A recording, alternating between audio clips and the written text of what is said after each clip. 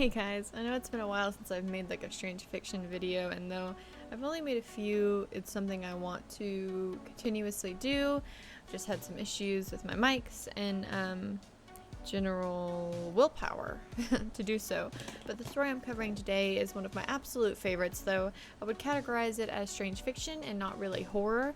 The horror is more psychological horror that we get to at the end and less about like actual generic horror. Before we go, here's a little disclaimer. I have absolutely no background in literature besides reading a lot, and this is all just personal opinion, what I like, what I don't like. It's all opinion based. So if you have a different opinion or a different take, please feel free to let me know on any of my platforms. I would love to hear it.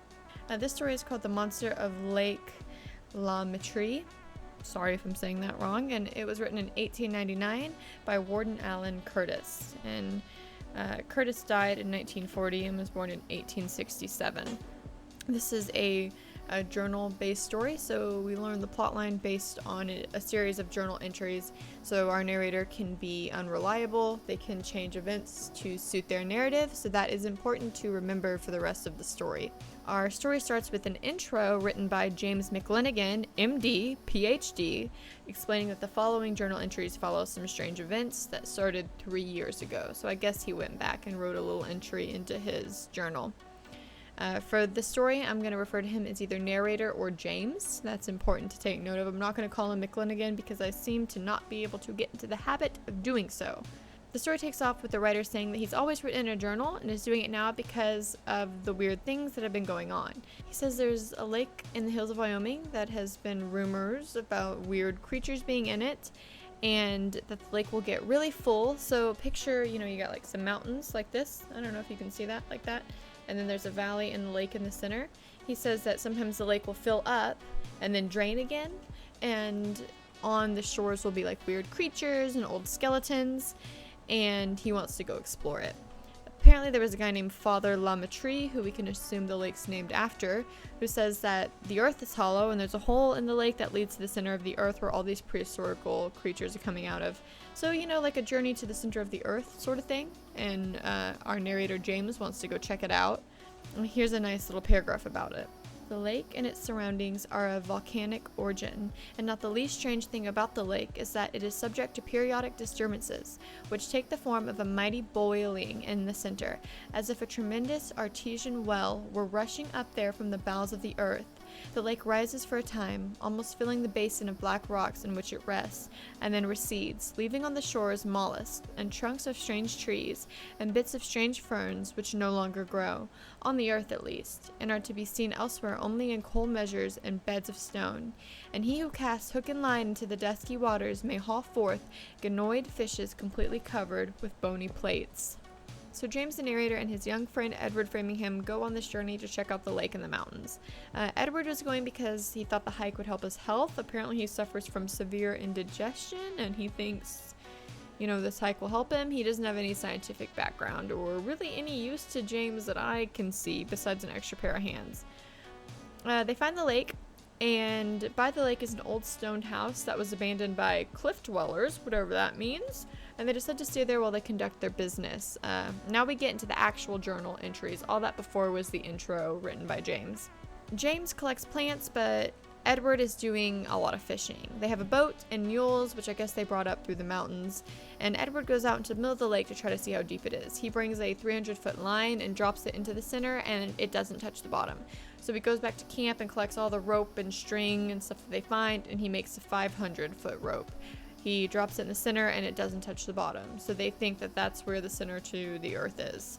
Now 3 days pass until we get another entry. Edward is apparently really sick and his indigestion is really bad, and he's just laying in the house on some leaves because there's no bed. The narrator wishes he had not brought Edward along at all. The lake is really wavy this day, but there is no wind. The journal cuts off suddenly with him saying the roaring is louder with a cute little, dash. So he had time to make a dash, but it ends abruptly with this entry. I can neither feel nor hear the rushing of the wind, though perhaps that is because it is blowing from the south, and we are protected from it by the cliff. But in that case, there ought to be no waves on the shore.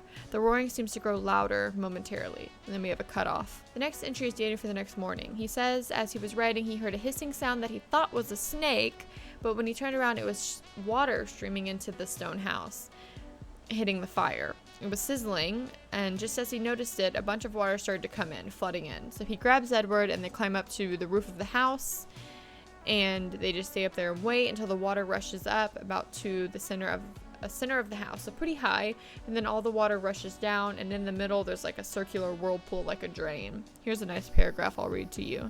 Presently, a faint whispering began and became a breathing, and then a rushing, like that of the wind, and a roaring rapidly increasing in volume. And the lake was in motion again, but this time the water and its swirling freight of tree trunks flowed by the house toward the east, and was constantly falling, and out in the center of the lake the beams of the moon were darkly reflected by the sides of a huge whirlpool, streaking the surface of polished blackness down, down, down the vortex into the beginning of whose terrible depths we looked on from high above our perch. Which, I mean, that's terrifying. Can you imagine like a lake like sucking stuff into the middle? To me, that is absolutely terrifying. So in the morning, they find that their mules have drowned and their boat was ruined, and most of the food was damaged, and all of the samples that they took have also been ruined. Edward is getting worse, and they think they're going to have to leave soon. Edward is bummed because of all the strange things that are happening. Out in the middle of the lake, it looks like a bunch of things are floating, including one huge log about 30 feet long. He decides he has to make a raft and get out there to check it out before they can leave. So I guess the next day, after they finish making the raft or whatever, James gets out there to see what's floating, but the giant thing is no longer out there. He assumes that it has sunk. He is down on the shore looking at seashells when something comes up behind him. So he turns around and whacks it with the machete he just happens to be carrying. Here our narrator talks about the fact that he has had a lot of training with a machete from his past experiments in Brazil or South America, wherever he was. So picture this. He's out there on the beach, right? And something comes up behind him, and he just turns around and just starts whacking. He doesn't look at it. He doesn't see what it is. He just starts smacking. Instead of explaining to you what he sees, I'm going to read you the paragraph so that you can understand for yourself exactly how it is portrayed to the reader. I was stooping to pick one up, a seashell, when suddenly I felt my clothes plucked and heard a snap behind me, and turning about I saw, but I won't describe until I tell you what I did, for I did not fairly see the terrible creature until I had swung my machete round and sliced off the top of its head, and then tumbled down into the shallow water where I lay almost fainting.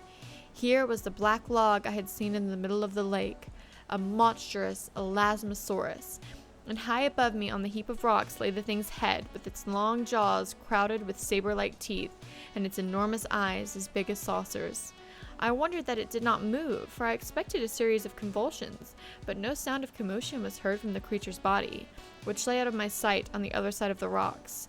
I decided that my sudden cut had acted like a stunning blow and produced a sort of coma, and fearing lest the beast should recover the use of its muscles before death fully took place, and in its agony roll away into the deep water where I could not secure it, I hastily removed the brain entirely, performing the operation neatly, though with some trepidation, and restoring to the head the detached segment cut off by my machete, I proceeded to examine my prize. Okay. So it's an elasmosaurus, which if you don't know what one looks like, I highly suggest that you type one into Google so that me and you have a firm understanding of what James saw on the beach. And so he slices off the top of his head. I want to imagine it like an angle, like a boop, boop boop. And he decides that he's going to perform brain surgery on it because I guess he stunned the creature. So he takes out the brain and then he sews the skull back together, which that's a normal thing to do, right? No problem. So he removes the brain, sews it back together, and then he checks out the dinosaur. Here's another quote. In length of its body, it is exactly 28 feet. In the widest part, it is 8 feet through laterally, and in some 6 feet through from back to belly. 4 great flippers, rudimentary arms and feet, and an immensely long, sinuous, swan-like neck complete the creature's body. Its head is very small for the size of the body and is very round, and a pair of long jaws project in front much like a duck's bill. Its skin is a leathery integument of lustrous black, and its eyes are enormous hazel optics with a soft, melancholy stare in their liquid depths. So yeah, he kills the dinosaur, takes out his brain, moving on. The next day, Edward is really sick and tells James that if he doesn't down his own soon, he's gonna kill himself. Please remember that these are the entries of James. He can say whatever he wants, okay? Bear that in mind as we continue through this story. The next note says that he just buried Edward's body, but that he did not perform any ceremonies because perhaps he's not really dead, but that if his experiment fails, he will go and place a grave marker, and that he doesn't believe that he will succeed with whatever this experiment is. Earlier that day, Edward went down with James to see the dinosaur, and James fed it by shoving clams down his throat, so apparently it's still alive and functioning. When he gets there, it's still breathing, and he compares it to other animals that can live without the brain for a certain amount of time. So whenever they get there, they actually open the head wound, which I guess has a zipper or like hinges or whatever you want to picture, and they see that the injury is actually healing up really well, and James notes that it looks to be the same size as a human head. Dun dun dun. Foreshadowing. Edward asks how long James plans to keep it alive, and James says just until his scientist friends get here to see the Elasmosaurus, and then they'll go ahead and kill it. Edward mentions that it will be hard to kill the thing, and that he wishes someone would away his body, in quotes, away his body, and that he would like to have the life force of the dinosaur. Here's a quote from Edward according to James. "Oh, if only I had the vitality of that animal. There is a monster whose vitality is so splendid that the removal of its brain does not disturb it. I should feel very happy if someone would remove my body. If only I had some of that beast's useless strength." And James responds, "In your case, the possession of a too active brain has injured the body," said I. "Too much brain exercise and too little bodily exercise are the cause of your trouble. It would be a pleasant thing if you had the robust health of the Elasmosaurus, but what a wonderful thing it would be if that mighty engine had your intelligence." Okay, class, what's gonna happen next? What is James gonna do to Edward and the dinosaur? Can anybody guess? I'll of course have told you before you can tell me, but I want to know if you saw it coming. James had brought with him his medical supplies to take care of the Elasmosaurus, as you do. And while he is doing that, Edward goes behind him, grabs a scalpel out of the medical case, and slits his own throat. Can you imagine that? He slits his own throat. What was Edward supposed to do? And here the body was dead and the brain lived. I glanced at the Elasmosaurus. Its mouth, half closed over its gleaming teeth, seemed to smile an invitation. The intelligence of the man and the strength of the brain, the living body and the living brain, the curious resemblance of the reptile's brain pan to that of a man flashed before my eyes. So apparently Edward just slit his own friggin' throat, and James just decided, wow, what an opportunity for me. You guys cannot tell me that James did not kill Edward because he wanted to put his brain in the dinosaur. You can't tell me that that didn't happen. That's obviously what happened. James machetes Edward's brain open, or his head open, I guess, takes out the brain and puts it inside the Elasmosaurus' head. I seized my machete, for there was no time for delicate instruments. I might destroy all by haste and roughness. I was sure to destroy all by delay. I opened the skull and disclosed the brain. I had not injured it, and breaking the wound of the Elasmosaurus' head, placed the brain within. I dressed the wound, and hurrying through the house, brought all my store of stimulants and administered them. Whatever that means. He doctored up the wounds after he put the brain in the Elasmosaurus. So James says some stuff about brain grafting, which shows he's frustrated by not being able to do this before, which leads me to believe that he has thought about this and that this was not an accident or a suicide, that he had planned this all along. Here's a quote. "For years, the medical fraternity has been predicting that brain grafting will sometime be successfully accomplished. Why has it never been successfully accomplished? Because it has not been tried. Until criminals under sentence of death are handed over to science for experimentation, we shall not know what can be done in the way of brain grafting, but public opinion would never allow it." He wants to do this. Like, he was just looking for an opportunity. And we have to remember this was written in 1899. We didn't really know what was possible when it comes to transplanting organs and stuff, so keep that in mind. The next entry is a day later. He thinks he may see a spark in the dino's eyes, but he isn't sure. He gets sick and stays inside for 3 days, and when he returns, he sees flippers moving. The next day, he writes that he's been sick again, but after a few days, he manages to get down there and check on Dino Ed. So we're going to refer to the Elasmosaurus with Edward's brain as Dino Ed from now on. When he gets down there, the dinosaur rears its head up off the ground and acts as though it's trying to speak. James says, "If you understand me, please place your head on the rock," and the Dino Ed does it. The creature could move its neck and flippers, but not its whole body yet. So James says, "Your mind has not yet learned to command your new body. I see you can move your head and neck, though with difficulty. Move your body if you can. Ah, you cannot, as I thought. But it will all come in time. Whether you will ever be able to talk or not, I cannot say, but I think so, however. And now if you cannot, we will arrange some means of communication. What gives this man the confidence to think that he knows what this dinosaur will be able to do? I don't know. Let's move on. James decides he is going to have Dino Ed go into the lake and look for the hole in the center of the earth. I waved my hands in enthusiasm, and the great eyes of my friend glowed with a kindred fire. So he thinks that Dino Ed wants to help with his experiments, and I don't know why Dino Ed would. He frames it like Dino Ed wanted his brain in the body, and that's why he split his own throat. I don't think that's what happened, but whatever. A few weeks later, Dino Ed can not only talk, but he can friggin' sing. The north wind has risen with the fall of night, and out there in the darkness I hear the mighty organ pipe, tones of his tremendous, magnificent voice chanting the solemn notes of the Gregorian, the full-throated Latin words mingling with the roaring of the wind in a wild and weird harmony. Which is beautiful writing, but I mean, that's scary, and an Elasmosaurus trying to sing in Latin is just not very pleasing to me. Edward went into the lake to look for the entrance to the center of the earth, and he finds it, but it's blocked by these big rocks. James is going to leave because he has no point in staying, and Edward is afraid that if he leaves, someone else will find him and kill him because, you know, he's a talking dinosaur, and James decided to stay. Here's a quote from James. He is tormented by the fear that I will leave him and that he will perish of loneliness. So here's where the psychological horror comes in. It's sort of like a Frankenstein's monster complex, if you've ever read Frankenstein. You know, he's created this thing, and this thing is not human, and it's alone, and there's no relatability, and it's just sad. It's just sad at this point, you know? So Dino Ed is singing a Greek song of Ancrion to the tune of "Where Did You Get That Hat?" And I have no idea what that means because it's written in the early 1900s. But as he's doing that, another scientist crosses the valley and sees him. So Dino Ed jumps in the water and then bursts out through the top laughing. And the other scientist drops his butterfly net, literally his butterfly net, and runs out of there. So I picture, like, you know, think of a scientist in like a Steve Irwin outfit with like the explorer hat and like a butterfly net. And I'll read you a quote. That poor little scientist, he stood transfixed, his butterfly net dropped from his hand, and as Framingham, Dino Ed, ceased his singing, curvetted and leaped from the water, and came down with a splash that set the whole cove swashing, and laughed a laugh that echoed among the cliffs like the laughing of a dozen demons. He turned and sped through the pass at all speed. The scientist ran away, and that's pretty fair, right? So we fast forward a year now. Edward is becoming less and less human-like, more beast-like. Conversation is slipping. He's losing his humanity, as you would, I guess. Here's more psychological horror if you're put into a different body. You know, he's losing touch with his humanity.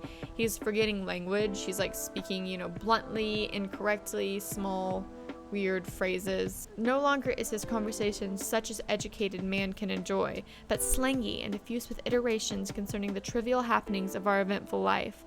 Where will it end? And the absorption of the human mind by the brute body? And the final triumph of matter over mind, and the degradation of the most mundane force, and the extinction of the celestial spark? Then indeed will Edward Framingham be dead, and over the grave of his human body can I fittingly erect a headstone, and then will my vigil in this valley be over. I don't really feel bad for James. I think that him having to stay there for a year and take care of Dino Edward is exactly what he gets at this point. You know, he did this. But he's realizing maybe the error of his mistake, that the fact is Edward is turning into a beast and no longer Edward anymore due to the isolation from human capabilities, I guess. And finally, our story ends with another writer explaining that he came across this journal. He says he was exploring the mountains of Wyoming when they came across a very deep and odd singing. They went to investigate. They saw the giant Elasmosaurus murdering a man. As you can guess what happened. The dinos saw them and started laughing humanly, which is a scary, scary, scary thing to imagine. They attacked it and it fled to the lake where it sank in its death, pretty much. The author wants somebody to go fetch the body for a museum and the journal with it. Here's a quote from our person who found it. While we were doing this, the thing kept up a constant babbling that bore a distinct resemblance to human speech, sounding very much like the jabbering of an imbecile or a drunk trying to talk. I gave the command to fire and to fire again, and the beast tore out into the lake in its death agony. and sank. And that's the end of our story. We don't really know if they found the body or what became of it, but we are to imagine they probably did find the body. I feel like this story starts off really funny and kind of lighthearted, and it throws you for a loop or two, but the end, it's just kind of sad. Mary Shelley's Frankenstein is sad. Created this thing that has no touch with humanity and is isolated, and you know, that's what happens. I still would call this one of my favorite stories just due to its uniqueness in the genre. You guys let me know if you enjoyed it, what you thought of it. I'm gonna link a full narration to the story, and then if you want to read it, it's pretty short. Let me know if you liked it. I think that the writing by itself is absolutely wonderful. It has a lot of quotes I didn't put in here that are worth reading. I think the writer did a fantastic job in creating this tale. I like that it's kind of lighthearted until the end. You know, it's just funny to laugh about a dinosaur with a human brain. And you guys let me know if you think that James killed Edward. Like, I don't know if chronic indigestion can make you kill yourself, but perhaps if it was bad enough. This is 1899 when this was written, after all. If you guys have any suggestions for stories, please drop them in the comments or in my Instagram or even my Twitch streams. I stream there 3 times a week. I play horror games if you're interested in that. I tend to stay away from creepypastas just because they're really, you know, overdone, but I still do read them and listen to them. So if one really catches your eye, please feel free to let me know about it. If you want me to cover a story, I know I don't really give that much information on it, but maybe you would enjoy having somebody else paraphrase it for you. I listen to quite a few podcasts like that myself. And I will see you guys next time. Thanks for hanging out. Bye.